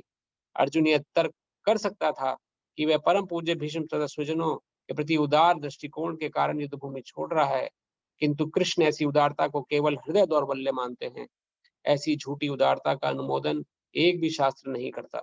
अतः अर्जुन जैसे व्यक्ति को कृष्ण के प्रत्यक्ष निर्देशन में ऐसी तथाकथित अहिंसा का परित्याग कर देना चाहिए। तो यहाँ पर वर्णन आ रहा है किस प्रकार से जो अर्जुन के अंदर जो डर और जो डिस्ट्रेस, जो भाव पैदा होते हैं, हमारे अंदर भी जो डर पैदा होता है, हमारे अंदर भी जो दौर्बल्यता आ जाती है, हृदय दुर्बल हो जाता है, कमजोर हो जाता है हृदय, ये ही नपुंसकता का कारण बताया है भगवान कृष्ण ने। ये शुद्ध दुर्बलता है। शुद्ध दुर्बलता अर्थात बिल्कुल ही इसका कोई कारण नहीं है, तो फिर भी हमें कितना कंट्रोल कर लेता है ये डर। तो भगवान यहाँ पे आगे बताएंगे अर्जुन को, और उन्होंने बताया कि जिस प्रकार क्षत्रिय को इस प्रकार की शुद्ध दुर्बलता को धारण नहीं करना चाहिए, उसी प्रकार ब्राह्मण का भी यहाँ पे श्रील प्रभुपाद उदाहरण दे रहे हैं कि ब्राह्मण का जो पुत्र है वह भी अगर ब्राह्मण अपने पिता अगर वह अपवित्र कार्य करता है तो वो ब्राह्मण कहलाने लायक नहीं है। तो यहाँ पे संज्ञा हमें मिलती है कि जो ब्राह्मण परिवार में पैदा भी हुए लेकिन ब्राह्मणवत कार्य अगर नहीं करे तो वो रियल ब्राह्मण नहीं है भगवान के अनुसार। अगर वो अपवित्र कार्य कर रहे हैं तो वो ब्राह्मण के अयोग्य पुत्र होते हैं और ब्राह्मण कहलाने लायक नहीं है। तो ब्राह्मण, जो भी व्यक्ति ब्राह्मण होने दावा करता है उसके अंदर ब्राह्मण होने के गुण होने चाहिए। ब्राह्मण के गुण अगर उसके अंदर हैं, ब्राह्मण के गुण क्या है? क्षमा, दया, शौचम, अर्थात तो 16 गुण बताए हैं, 26 गुण बताए गए हैं ब्राह्मण के अंदर। 16वें अध्याय में हम पढ़ेंगे जब पहुंचेंगे। क्षमा, दया, उसके अंदर क्षमा होती है, दया भाव होता है, शौचम पवित्रता होती है। 3 प्रमुख गुण हैं। ये तीनों ही गुण अगर उसमें नहीं है, मन से पवित्र होना चाहिए और तन से भी पवित्र होना चाहिए ब्राह्मण, वह वास्तव में रियल ब्राह्मण है। तो वास्तव में अपने पुत्र तो वो पुत्र कहने लायक नहीं है वास्तव में। पुत्र अर्थात जो पुत्र शब्द है ये आया है, पू नामक एक नरक होता है और जो उसे त्र यानी कि उससे जो बचा ले अपने स्वजनों को, उसे पुत्र कहा गया है। जो पू नामक नरक से अपने स्वजनों को ऐसा कार्य करके बचा सके जो कि उसके उसके उसके स्वजनों को पू नामक नरक में ना जाना पड़े, वही वास्तव में पुत्र कहलाया गया है। तो पुत्र होना बहुत ही रिस्पॉन्सिबिलिटी का कार्य है और बहुत ही पवित्रता का जीवन उसमें जीने का प्रयास करना चाहिए। शास्त्र वर्णन आता है, जननी जने तो भक्त जन, या दाता या शूर, नहीं तो जननी बांझ रहे काय गवाहे नूर। या तो माता को किसी भक्त को पैदा करना चाहिए, यानी ऐसे संस्कार देने चाहिए अपने बच्चों को। मुझे पता नहीं कि हम सबके बच्चे भी आप सबके घर में बच्चे भी कथा सुनते हैं कि नहीं, लेकिन उनको प्रयास करिए, वो भगवद गीता की वाणी को सुनने का प्रयास करें, क्योंकि भगवान ने सभी लोगों को शिक्षा प्रदान करी है। तो वर्णन आता है, जननी जने तो भक्त जन, या तो जननी को अपने भक्तों के बच्चों को भक्त बनाने का प्रयास करना चाहिए, या दाता या शूर या दानवीर, ऐसे दानवीर की चैरिटेबल, जैसे कि दानवीर कर्ण का नाम शास्त्र में प्रमुख है, या दाता या शूर, शूर अर्थात शूरवीर। ये 3 में से कोई एक तो चुनना ही चाहिए, जो भी जिसे घर में पुत्र हैं, जो पैदा कर रहे हैं, जो पैदा हुए हैं पुत्र, भक्त, दाता या शूर, नहीं तो जननी बांझ रहे काय गवाए नूर। नहीं तो काहे को वो अपना नूर गंवाती है, अन्यथा अगर इन तीनों में से कोई व्यक्ति नहीं बन पाता है। तो ऐसे प्राचीन काल में लोग प्रयास करते थे, या तो शूरवीर बच्चे पैदा होते थे, शूरवीर, उनको शुरू से ऐसी ट्रेनिंग मिलती थी कि शूरवीर हो, एकदम तक हर तरह की मुसीबतों में अडिग खड़े रहे। या दानवीर होते थे इतने प्रकार कि अपना नाम कर जाते थे दानवीरता में, या भक्त बनते थे भगवान के। तो यही 3 प्रकार के पुत्र जो हैं, व्यक्ति जो हैं, ये पुत्र जो पू नामक नरक संज्ञा मिलती है शास्त्रों में, उनको अपने स्वजनों को बचाने पाने में सक्षम बनते हैं। ये तीनों प्रकार के व्यक्ति का शास्त्रों में वर्णन मिलता है कि ये सूर्य के अंदर अगर इनको प्रवेश करने को दिया जाए तो ये सूर्य के अंदर प्रवेश कर सकते हैं अपने गुणों के अनुसार। इतना गर्म सूर्य है, लेकिन अपने गुणों के भक्त और शूरवीर और दानवीर, ये अपने गुणों के कारण सूर्य के अंदर तक प्रवेश कर सकते हैं। तो हमें प्रयास करना चाहिए कि हमें मौका मिला है, माता पिता हम लोग हैं, बने हैं, तो अपने बच्चों को हम लोग सही शिक्षा दें। बच्चे अपने माता पिता से ही सीख के आगे बढ़ते हैं। जो देखते हैं, अगर घर में टीवी ही चलेगा रोज, या घर में गलत संस्कार पैदा होंगे, तो बच्चे वही देखेंगे, बच्चे वही देख के बढ़ेंगे आगे। वो देखेंगे मेरे माता पिता भी टीवी देख रहे हैं, वो भी गलत चीजें देख रहे हैं, और साथ में बच्चे भी देख रहे हैं, तो वो भी गलत काम करेंगे। बच्चे देखेंगे कि मेरे माता पिता या मेरे पिता शराब पीते हैं, सिगरेट पीते हैं, तो आगे चल के उनको कोई नहीं रोक सकता शराब पीने से, सिगरेट पीने से। क्योंकि सर्वप्रथम जो शिक्षक है, गुरु जो है, वो स्वजन माता पिता ही हैं। माता पिता का डर, माता पिता का जो जैसी छवि एक शिशु के अंदर, एक बालक के अंदर बन जाती है, वही छवि को वो ग्रहण कर लेता है। अगर आपके घर में या किसी के भी घर में अगर गलत काम होता है, तो बच्चे गलत संगति को प्राप्त करेंगे। अगर आपके घर में भगवान की भक्ति, साधना, दानवीर लोगों की और शूरवीर लोगों की चर्चा होती है, वही संस्कार बच्चों में आते हैं, और उन संस्कारों के कारण जो बच्चे आगे बढ़ते हैं, वही समाज के कल्याण के लिए अपना योगदान दे पाते हैं। तो यहाँ पर वर्णन, यहाँ पे श्रील प्रभुपाद वर्णन कर रहे हैं कि यदि ब्राह्मण के पुत्र अपवित्र कार्य कर रहे हैं और क्षत्रिय का कार्य नहीं करता, तो वो वास्तव में अयोग्य पुत्र बनते हैं। अतः कृष्ण नहीं चाहते कि अर्जुन अयोग्य पुत्र बने। श्लोक नंबर 4 कोई पढ़ना चाहेगा?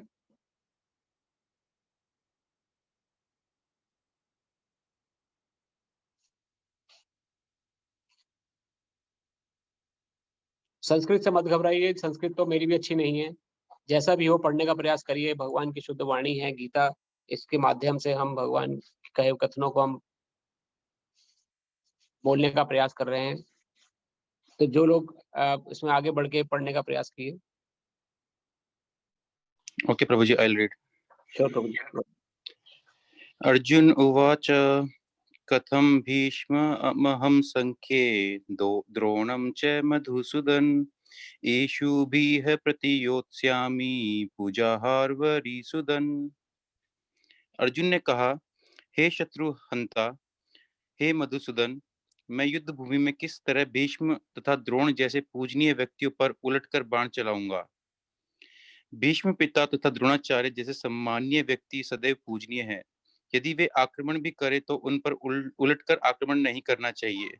यह सामान्य शिष्टाचार है कि गुरुजनों से वाग युद्ध भी न किया जाए। तो फिर भला अर्जुन उन पर बाण कैसे छोड़ सकता था? क्या कृष्ण कभी अपने पितामह नाना उग्रसेन या अपने आचार्य सांदीपनि मुनि पर हाथ चला सकते थे? अर्जुन ने कृष्ण के समक्ष ये ही कुछ तर्क प्रस्तुत किए। धन्यवाद प्रभु जी। तो नॉर्मल शिष्टाचार क्या है कि यहाँ पर वर्णन श्रील प्रभुपाद कर रहे हैं कि शस्त्र चलाना तो बहुत दूर की बात है। अगर किसी गुरुजन ने, किसी बड़े ने अगर कुछ बोल दिया है, तो जो घर के छोटे हैं या जो बच्चे हैं, उनको तुरंत उसको मानना है। कोई अगर कंट्रोवर्सी करता है या कोई नई बात सुनता है, तो वो शिष्टाचार के विरुद्ध है। तो भगवत गीता हमें सिखा रही है किस प्रकार अपने जो बड़े हैं, हमसे जो बड़े हैं घर में, या हमारे माता पिता हैं या हमारे बड़े हैं, वो अगर हमें कुछ करने के लिए स्वजन कुछ बोलते हैं, ये तो उनसे वाग युद्ध भी नहीं करना चाहिए। लोग वाग युद्ध अर्थात जिसको हम कहते हैं सामान्य शिष्टाचार में वाग युद्ध अर्थात बहस करना। कई लोग होते हैं घर में, छोटे बच्चे, कई जैसे उनको कुछ बोला जाए तो नहीं सुनते, अपनी ही दृष्टिकोण प्रस्तुत करते हैं। तो यहाँ पर भगवत गीता उसकी भर्त्सना कर रही है। तो ये कुछ नियम है, इन सबको हमें नोट करते रहना चाहिए, क्योंकि यही सब रूल्स हम लोगों को फॉलो करने हैं। जो लोग कर रहे हैं पहले तो अच्छी बात है, जिनको नहीं पता है भगवत गीता में ये छोटे-छोटे नियम ये सब आते रहेंगे बीच में। श्लोक number 5 anybody who can take want to volunteer read? मैं पढ़ता हूँ प्रभु जी। पढ़िए प्रभु। गुरून् हत्वा हि महानुभावन् श्रेयो भोक्तु भैक्ष्यमपीह लोके हत्वार्थकामास्तु गुरुनिहेव भुजिये भुजान रुधिर प्रदिग्धान। ऐसे महापुरुषों को जो मेरे गुरु है, उन्हें मार कर जीने की अपेक्षा इस संसार में भीख मांगकर खाना अच्छा है। भले ही वे सांसारिक लाभ के इच्छुक हो, किंतु है तो गुरुजन ही। यदि उनका वध होता है तो हमारे द्वारा भोग्य प्रत्येक वस्तु उनके रक्त से सनी होगी। धन्यवाद प्रभु जी। तो यहाँ पर अर्जुन वही वर्णन कर रहे हैं किस प्रकार से अपने तर्क प्रस्तुत कर रहे हैं अर्जुन कि क्यों मैं युद्ध न लड़ूं, क्यों मैं युद्ध ना लड़ूं, मैं जिस प्रकार हमने पढ़ा है जो जो व्यक्ति होता है, जो कि एक साधु प्रवृत्ति व्यक्ति होता है, उसके अंदर प्रमुख गुण होता है तितिक्षुवा, टॉलरेंट। समस्त अपने अंदर परेशानियां सहन करके भी वो दूसरों को हमेशा सुखी करना चाहेगा। तो वही यहाँ पे अर्जुन वर्णन कर रहे हैं। और श्रीला प्रभुपाद ने यहाँ पर यही समझाया है कि दुर्योधन से आर्थिक सहायता लेने के कारण भीष्म द्रोण उसका पक्ष लेने के लिए बाध्य थे। और यहाँ पर वर्णन आ रहा है क्यों वो दुर्योधन के पक्ष में थे, क्योंकि उसे आर्थिक सहायता उनको मिल रही थी, सैलरी मिलती थी। उस सैलरी के कारण वो उसके विमुख नहीं जा पाते थे, क्योंकि वो राजकाज में वो के ही में कार्यरत थे।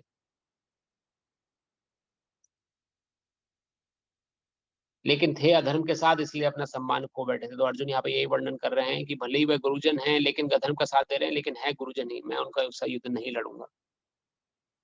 श्लोक नंबर 6 कोई पढ़ना चाहेगा?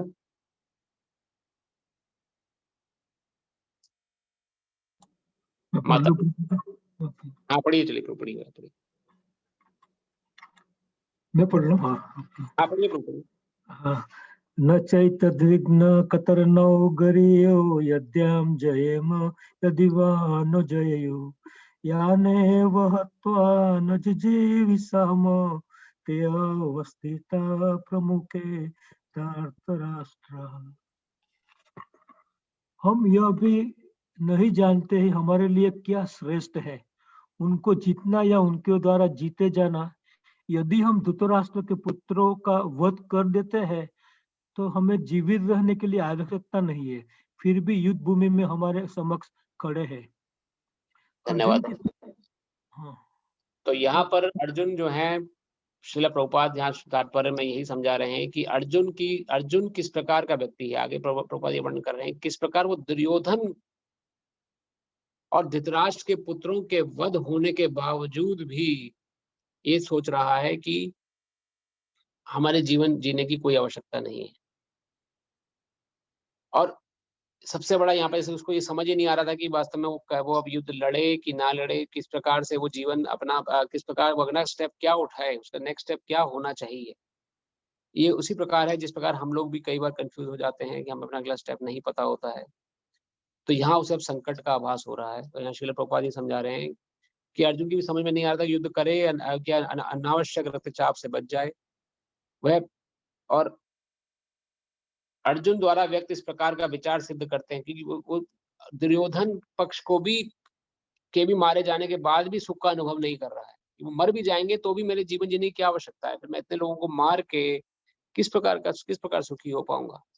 तो यहाँ जिस श्लोक में हम इंपॉर्टेंट लाइन श्रील प्रभुपाद समझा रहे हैं वो ये है, अर्जुन द्वारा व्यक्त इस प्रकार के विचार सिद्ध करते हैं कि वह न केवल भगवान का महान भक्त था, अपितु वह अत्यधिक प्रबुद्ध और अपने मन तथा इंद्रियों को पूर्ण नियंत्रण रखने वाला था। अब ये मन इंद्रियों को नियंत्रण रखने वाला क्यों? अंदर से इंद्रियां जोर कर रही हैं कि तुम्हारी इंसल्ट हुई है, तुम्हारी धर्म पत्नी की इंसल्ट हुई है, तुम्हारा सारा राज का छीन लिया गया है, तुम्हें अभी तुरंत युद्ध करके सबको मार देना चाहिए। लेकिन अपने साधु स्वभाव के कारण, भक्त स्वभाव के कारण अर्जुन उन सभी आंतरिक वेदनाओं को सह रहा है समय, और किस प्रकार से जन कल्याण हो सके, किस प्रकार से दूसरे लोग सुखी रह सकें और अनावश्यक रक्तचाप से बच सकें, ऐसे विचार प्रस्तुत कर रहा है। तो यहाँ श्रील प्रभुपाद समझाते हैं कि यह उसके एक शुद्ध भक्त होने के लक्षण है, महान भक्त होने के लक्षण यहाँ पे थे, और वह एक सचमुच में एक पुण्यात्मा है।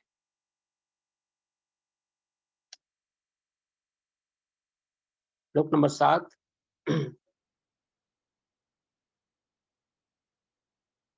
कोई पढ़ना चाहेंगे माता जी? इसमें कोई माता जी?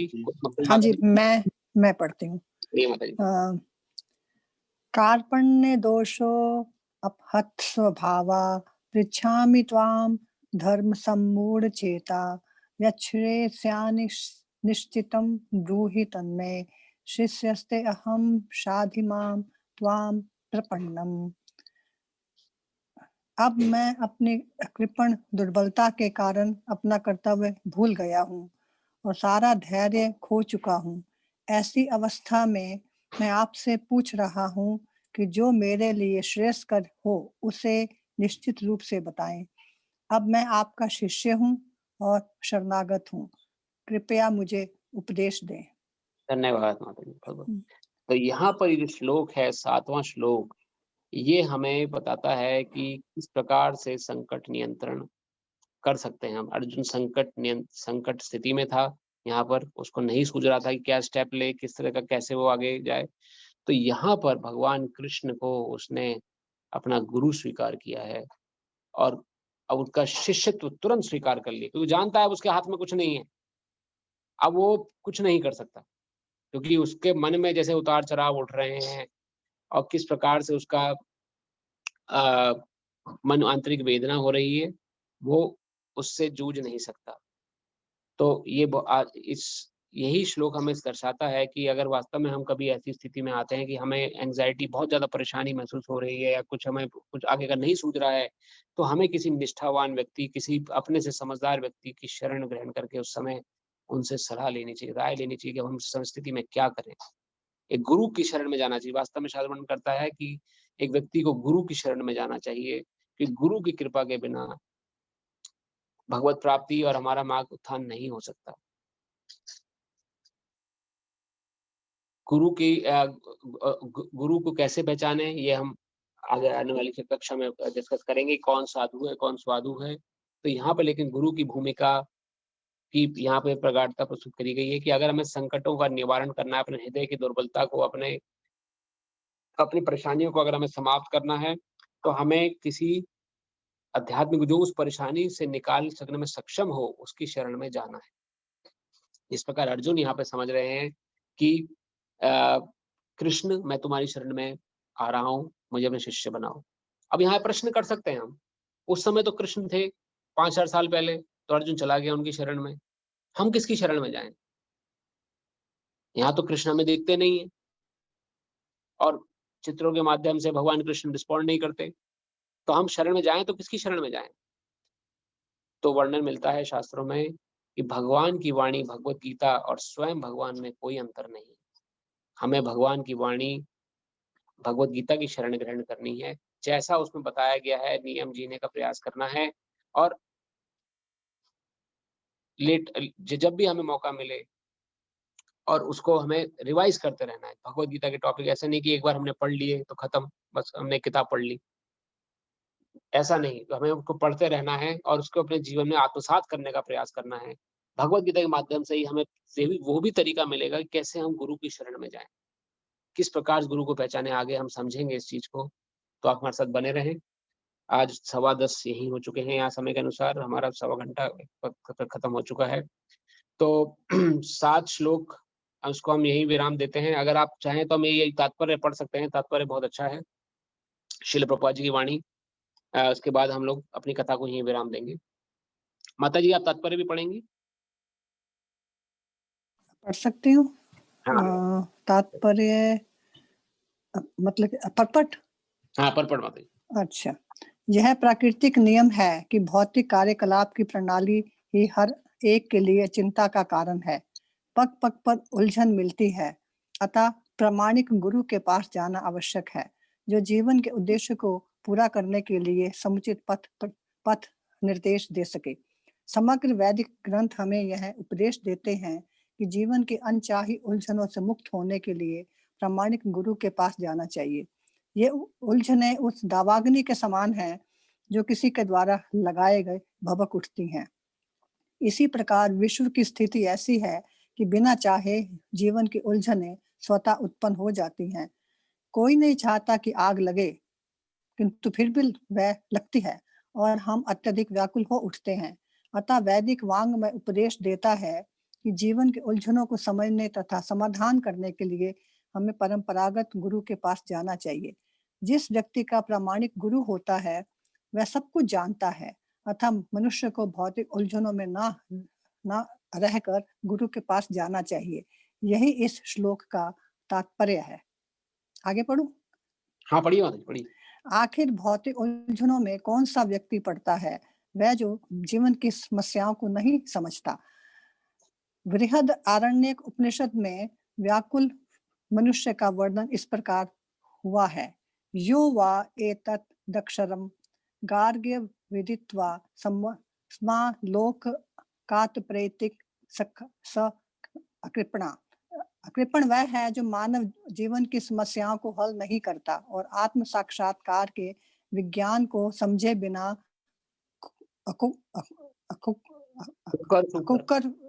कुकर सुकर की भांति संसार को त्याग कर चला जाता है। जीव के लिए मनुष्य जीवन अत्यंत मूल्यवान निधि है, जिसका उपयोग वह अपने जीवन की समस्याओं को हल करने में कर सकता है।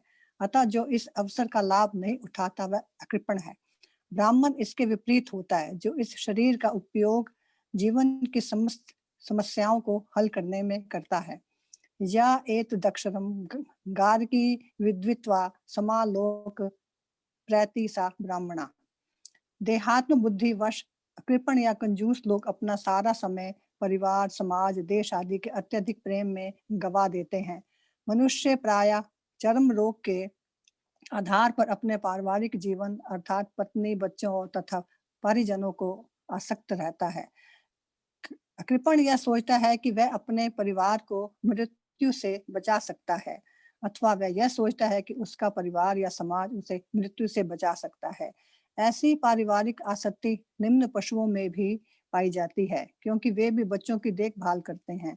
बुद्धिमान होने के कारण अर्जुन समझ गया कि पारिवारिक सदस्यों के प्रति उसका अनुराग तथा मृत्यु से उसकी रक्षा करने की उसकी इच्छा ही उसकी उलझनों का कारण है। यदि वह समझ रहा था कि युद्ध करने का कर्तव्य कृष्ण से उसकी परीक्षा कर रहा था, किंतु कृपण दुर्बलता के कारण वह अपने कर्तव्य नहीं निभा रहा था। अतः वह परम गुरु भगवान कृष्ण से कोई निश्चित हल निकालने का अनुरोध कर रहा है। वह कृष्ण का शिष्यत्व ग्रहण करता है। वह मित्रतापूर्ण बातें बंद करना चाहता है। गुरु तथा शिष्य की बातें गंभीर होती हैं और अब अर्जुन अपने मान्य गुरु के समक्ष गंभीरता पूर्वक बातें करना चाहता है। इसलिए कृष्ण भगवान भगवत गीता ज्ञान के आदि गुरु हैं और अर्जुन गीता समझने वाला प्रथम शिष्य है। अर्जुन भगवत गीता को किस तरह समझता है यह गीता में वर्णित है। तो भी मूर्ख संसारी विद्वान बताते हैं कि किसी को मनुष्य रूप कृष्ण नहीं बल्कि अजन्मा कृष्ण की शरण ग्रहण करनी चाहिए। कृष्ण के अंत तथा बाह्य में कोई अंतर नहीं है। इस ज्ञान के बिना जो भगवत गीता को समझने का प्रयास करता है वह सबसे बड़ा मूर्ख है। धन्यवाद माता जी, बहुत बहुत। तो यहाँ पर 3-4 इंपॉर्टेंट पॉइंट आए हैं। एक तो ये इंपॉर्टेंट पॉइंट है कि हमें कुकर शुकर की भांति जीवन नहीं जीना है। सबसे पहले तो इसका दृढ़ संकल्प ही हमें जीना। कुकर अर्थात कुत्ते बिल्लियों की तरह अगर हम जीवन अपना जिएंगे, किस प्रकार, जो हमने अपनी पिछली कक्षा में वर्णन किया था, आहार निद्रा भय मैथुनन च मनुष्य पशुनाम एकौ समाना। खाली अगर हम खाने के लिए, सोने के लिए, आहार निद्रा भय अपना डर के हमारे जीवन जीने या डरते हुए, या मैथुनम चा मैं या व्यभिचार करते हुए या सेंस ग्रेटिफिकेशन करते हुए अगर उसी को जीवन का उद्देश्य समझते हैं, तो वो एक प्रकार से कुत्ते बिल्ली प्रकार जीवन जीने के बराबर है। वही भगवान यहाँ श्रील प्रभुपाद समझा रहे हैं कि कुकर सुकर की भांति जीवन जी के नहीं जाना है। तो क्या करना है? अपने जीवन के उद्देश्य को समझना है। जीवन का उद्देश्य क्या है? कि वास्तव में आत्म साक्षात्कार, मैं कौन हूँ, कहाँ से आया हूँ, इसकी भावना जो हमारी अगले खंड में है, दूसरे खंड में, उसमें हम वर्णन करेंगे अपनी वास्तविक पहचान। और प्रामाणिक गुरु को यहाँ पे जोड़ दिया गया है। जैसे हमने पहले चर्चा करी, प्रामाणिक गुरु की शरण में जाए बिना ज्ञान नहीं मिलता है। तो गुरु की कैसे ग्रहण किया जाए? भगवत गीता के माध्यम से ही हमें सीखने को मिलेगा। आगे आप हमारे साथ बने रहें, क्योंकि उससे कि ये सारे स्टेप बाय स्टेप प्रोसेस हैं। एक स्टेप भी डीलिंग हुआ तो आप अगला स्टेप नहीं पकड़ पाएंगे। तो इसलिए भगवत गीता के माध्यम से हम अपनी परेशानियों को दूर कर सकते हैं। और जैसा कि हम बताया कि अत्यधिक अटैचमेंट जो है, हम सोचते हैं हमारा परिवार हमें मुश्किल से बचा सकता है या परिवार को हम बचा सकते हैं, ये दोनों ही धारणाएं गलत हैं। जब मुसीबत आएगी तो हम किसी को नहीं बचा सकते। कौन बचा सकता है? कृष्ण, ईश्वर बचा सकते हैं, ये ज्ञान बचा सकते हैं। ज्ञान रूपी बातें अगर हमारे अंदर होंगी, हमारे परिवार के अंदर होंगी, तो आने वाली समस्त परेशानियों को वो दूर कर सकती है। और ये परेशानियां किस कारण से होती हैं? खाली मृत्यु के भय से होती हैं। तो देखा जाए तो भगवत गीता धीरे धीरे हमें मृत्यु के प्रति निर्भीक बनाने का काम कर रही है। किस प्रकार से हम मृत्यु के प्रति निर्भीक बन जाएं और अपने परिवार को भी उसके निर्भीक बना दें, तो इससे बड़ी उपलब्धि और क्या है जीवन में। इन्हीं शब्दों के साथ मैं आज यहाँ विराम देता हूँ अपनी वाणी को। हमारे पास अभी 10 मिनट हैं, इसमें हम 10 मिनट में 15 मिनट में हम कोई प्रश्न उत्तर हो, प्रश्न आपके मन में कोई प्रश्न हो आज की क्लास से रिलेटेड या पहले की क्लास से रिलेटेड, तो हम आज प्रश्न डिस्कस कर सकते हैं। जी प्रभु जी, मेरा एक प्रश्न है। जी। पहले हमने बात की थी कि कोमल भक्ति होती है और दृढ़ भक्ति होती है।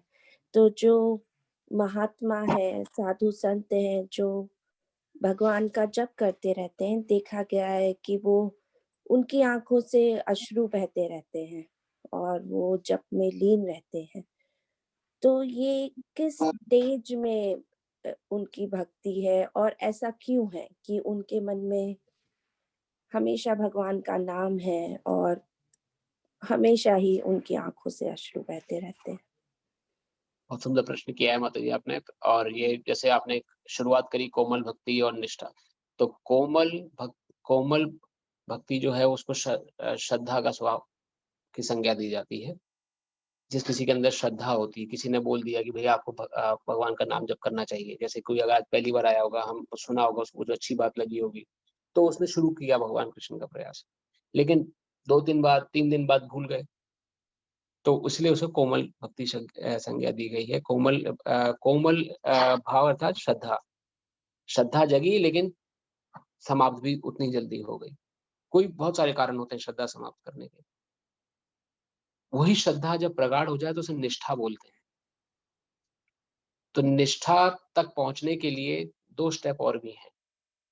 जो आपने जिन साधु संग जो कि अश्रु बहाते हैं या भगवान की भक्ति में जो रोते हैं या जो प्रयास करते हैं, प्रकांड विद्वान हुए हैं और वो इस स्टेप को फॉलो करते हुए हैं, तब उनकी स्टेज और भी ऊपर है। पहली स्टेज है श्रद्धा। किसी से आपने सुना कि भगवान की भक्ति करनी है, तो भगवान के प्रति कोमल भाव एक कॉर्नर बन गया हृदय में कि नहीं, भगवान है, हमें फॉलो करना है। उस श्रद्धा के कारण नेक्स्ट स्टेप आता है साधु संग।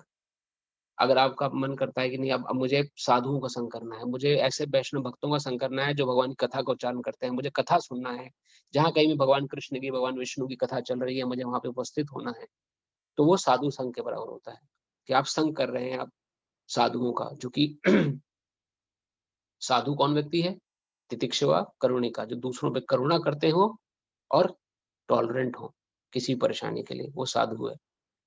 तो ऐसे व्यक्ति का संग करते हैं, उसके माध्यम से कथा सुनते हैं। तो उसके बाद क्या आता है? भजन क्रिया। आपका खुद भजन करने का मन करे, खुद आपका मन ऐसा होगा कि मैं भी भजन करूं। नहीं देखते 1 घंटा टीवी, बैठ के भगवान का कीर्तन करते हैं, परिवार को साथ लेके बैठ के कीर्तन करते हैं, भजन क्रिया। तीनों स्टेप, जब भजन क्रिया, साधु संग और श्रद्धा आपके अंदर होगी, तब चौथा स्टेप होता है निष्ठा। जो व्यक्ति आपने संज्ञा दी वो पहले से निष्ठा युक्त है, उनके अंदर निष्ठा प्रगाढ़ है। निष्ठा आने के बाद,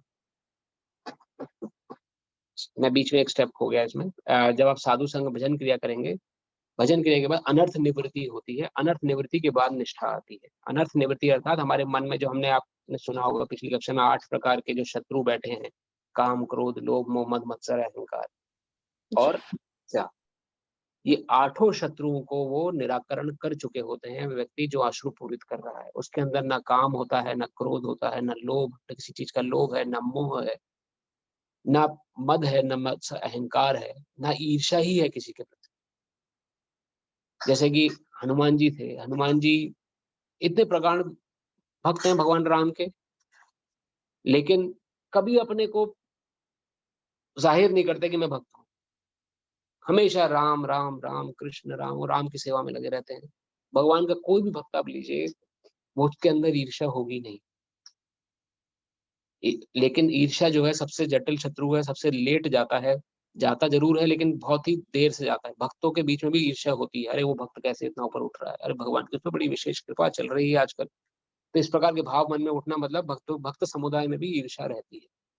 तो वह व्यक्ति जो जो अश्रुपूरित कर रहा है, आपके प्रश्न के अनुसार, उसने ये 8 शत्रुओं को पे विजय प्राप्त कर ली है, और अब उसकी स्पॉन्टेनियस भक्ति हो रही है। स्पॉन्टेनियस मतलब अपने बिना किसी प्रयास के, जैसे कि अपने आप ही हमें भूख लगती है, हम खाना खा लेते हैं, नींद आती है, अपने आप हम सो जाते हैं, अपने आप ही सुबह उठ जाते हैं, कोई उठाता नहीं है।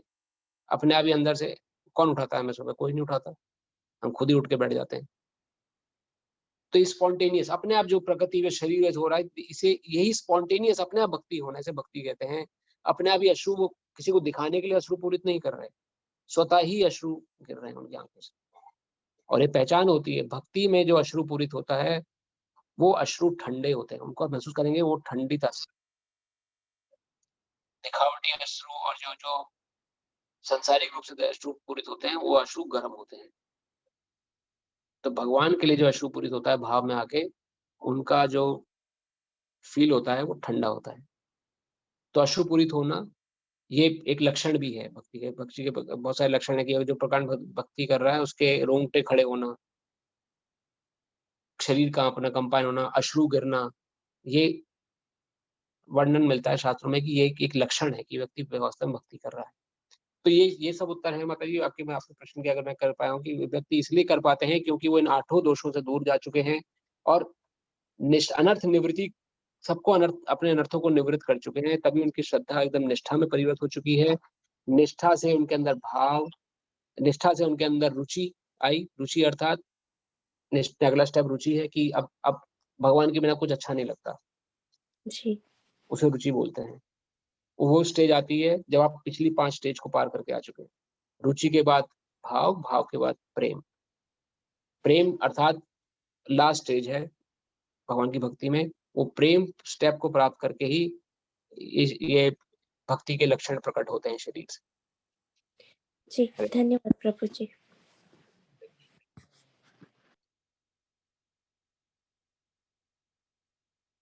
और कोई प्रश्न? सीधा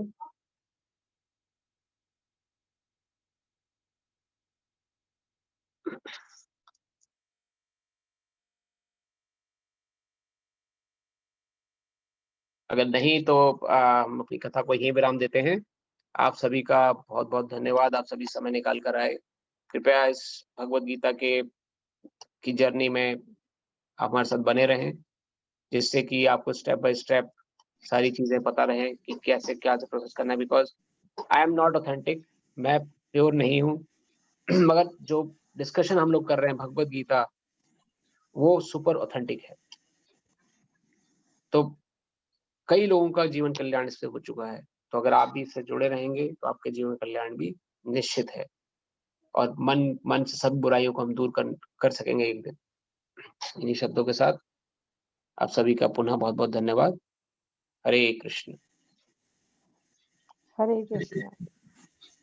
हरे कृष्ण।